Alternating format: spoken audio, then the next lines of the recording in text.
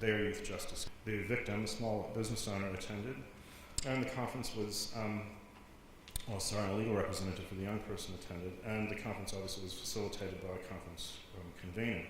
The outcome in this case that was negotiated was that the young person offered a verbal and written apology to the business owner and agreed to complete 40 hours of community service. Now, we spoke to this young person about a week after this conference, and we also observed that conference and constructed a detailed monologue of what occurred.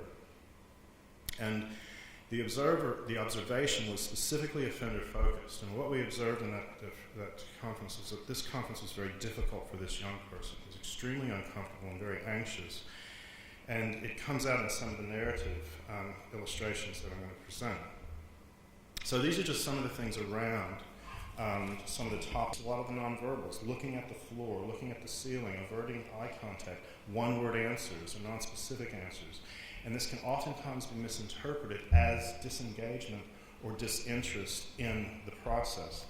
But so objectively, this is what we were looking at in this specific case, in that observation. Solution for instead of just doing it the hard way and just paying the money back. Yeah, like I got a chance to say sorry, and I got a written chance to explain myself a lot more, and like working for the money kind of payback thing.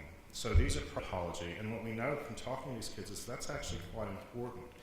We actually know that it's highlighted even further when, for some of these people, their victims didn't turn up, and instead of relief, it was actually disappointment, because they were, in some ways, robbed of that opportunity to give that apology face-to-face. They could tender a written apology, but it's not as effective for them because they're not there to see it accepted. And it's harder for them